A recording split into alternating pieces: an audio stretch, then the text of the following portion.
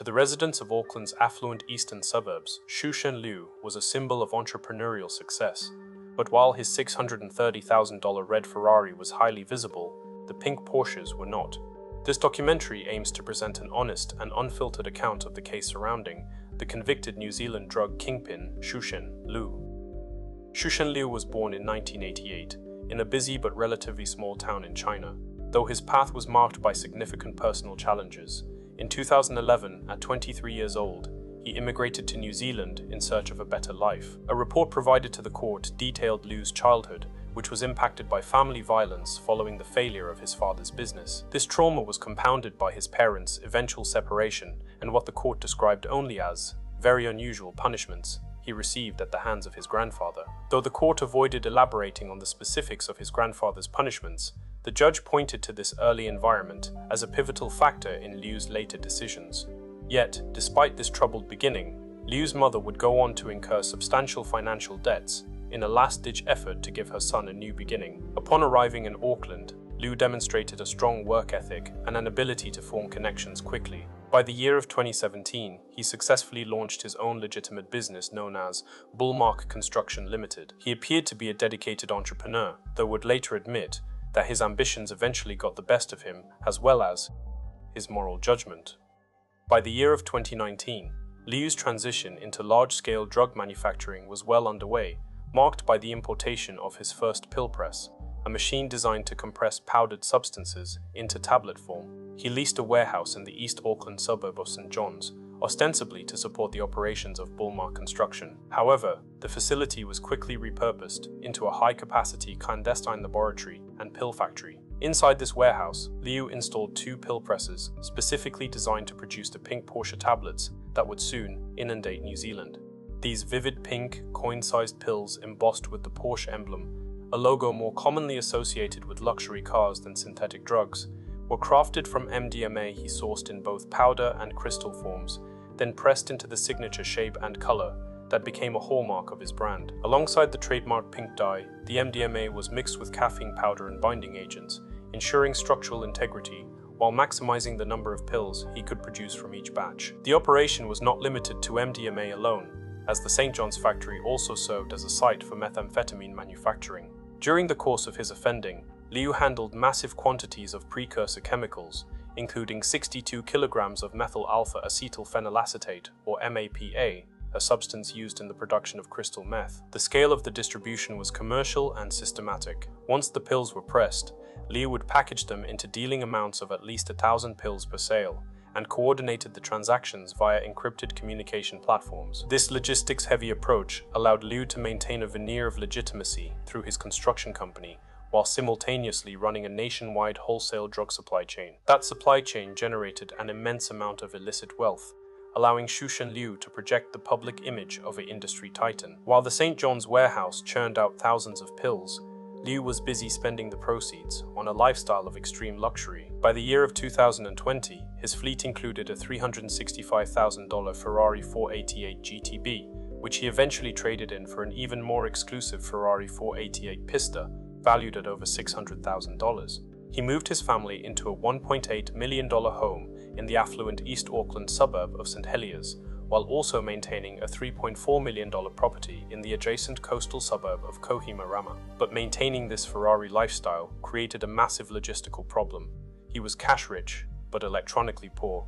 In intercepted WeChat messages, Liu joked with associates that he only paid taxes for 20 hours of work a week, further stating that he had saved too much cash he couldn't use. To bypass anti-money laundering controls, he began recruiting professional enablers, asking associates to help him pay for his luxury vehicles out of their own bank accounts in exchange for bags of his illicit cash.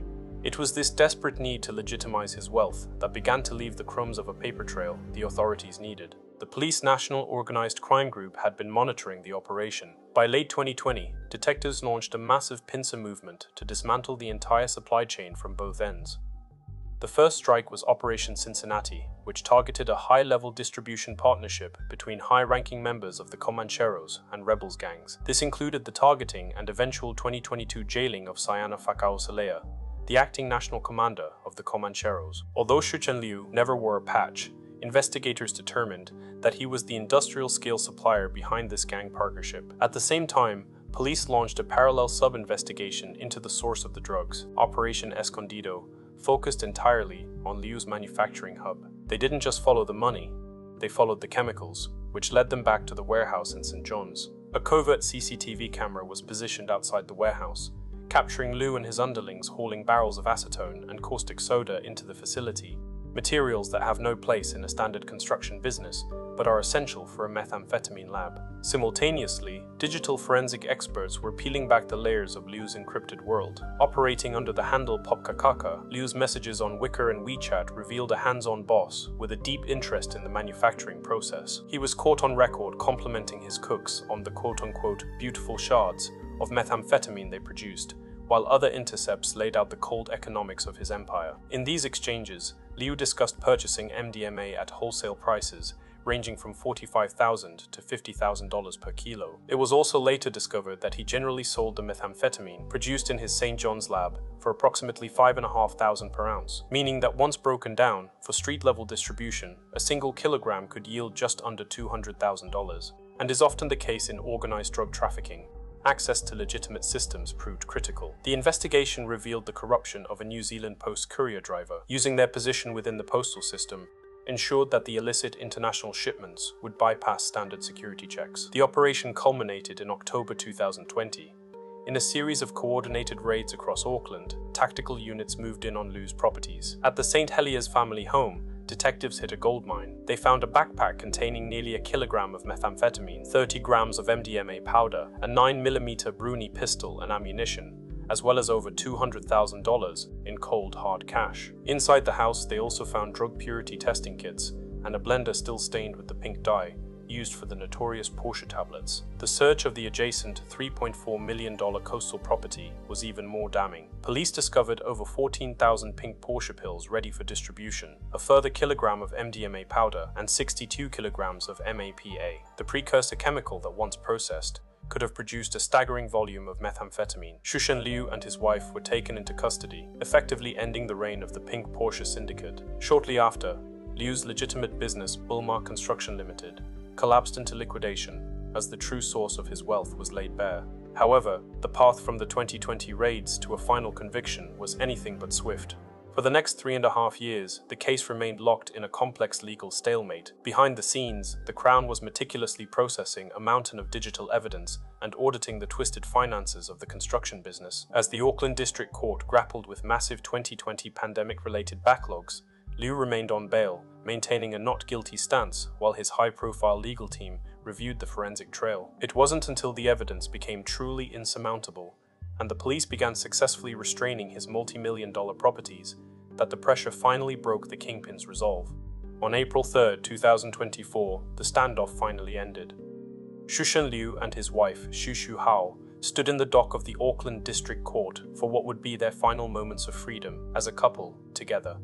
Appearing before Judge June Jealous, Liu, represented by lawyer Harry Redwood, standing in on behalf of Ron Mansfield KC, formally entered guilty pleas to the entirety of the Crown's case, a sweeping list of 15 representative charges. While the most serious counts on the register were the manufacturing, supply, and importation of methamphetamine, Liu also admitted to the following charges: the possession of MDMA for supply, multiple counts of money laundering, and the unlawful possession of the 9mm pistol and ammunition. As the lead drug charges carry a maximum penalty of life imprisonment, the transition was immediate. While his wife was permitted to remain on bail to care for their 3-year-old child, Judge Jealous ordered Liu to be remanded in custody. 8 months later, on December 4, 2024, the couple was reunited in court for their final sentencing before Judge Kirsten Lummis. This time, Ron Mansfield KC appeared in person to lead the defense for both defendants. Mansfield pushed back against the Kingpin label, arguing that the Crown's proposed starting point was far too high.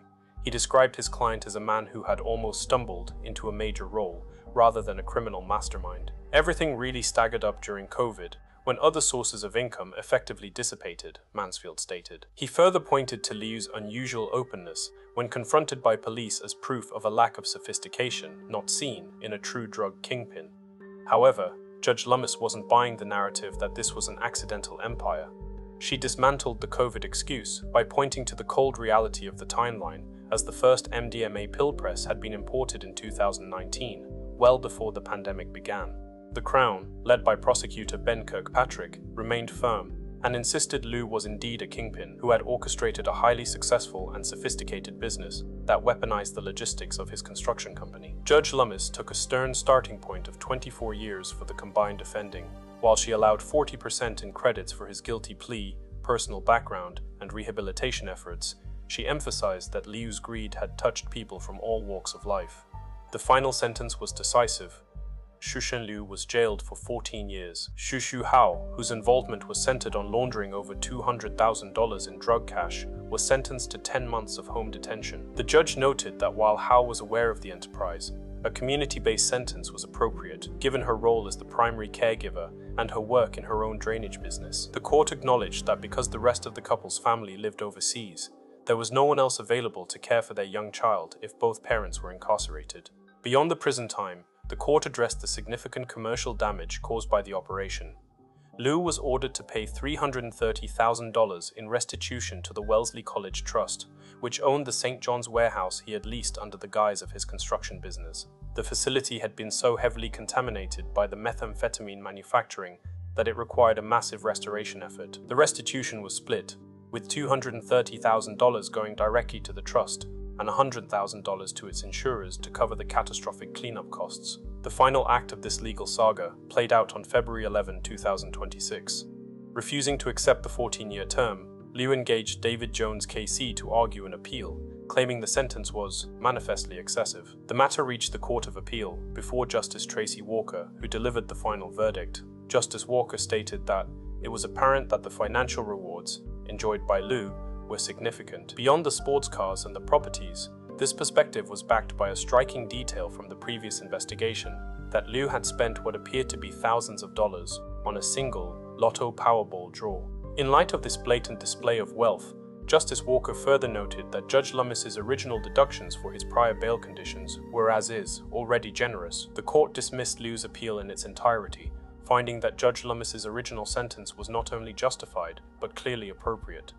The story of ShuchenLiu is a case study in the weaponization of legitimate ambition. On paper, Liu was the ultimate New Zealand success story. A young immigrant who had arrived from China, established a thriving construction business in Bullmark Limited, and built a life of high-end luxury for his young family. But rather than being satisfied with the rewards of his legitimate hard work, he chose to use his construction company not just as a business, but as a mask. As ShuchenLiu serves his 14-year sentence, his case remains a definitive reminder of wasted potential. His story is a final, cold confirmation of an age-old truth, that while the lifestyle might seem to pay in the beginning, it always ends in the same two places. You either end up 6 feet deep or inside a prison cell. In the end, ShuchenLiu proved that for all the Ferraris and the millions in cash, crime truly never pays. What are your thoughts on the final 14-year sentence? Do you believe the credits given for his personal background were a fair acknowledgement of his potential for reform, or did the sheer scale of the PinkPorsche distribution demand a harsher penalty? Share your perspectives in the comments below. If you found this documentary informative, please consider liking this video and subscribing for more in-depth explorations of often overlooked, lesser-known stories. Who else would you like to see us detail next? Your engagement helps us continue to shed light on otherwise unheard narratives.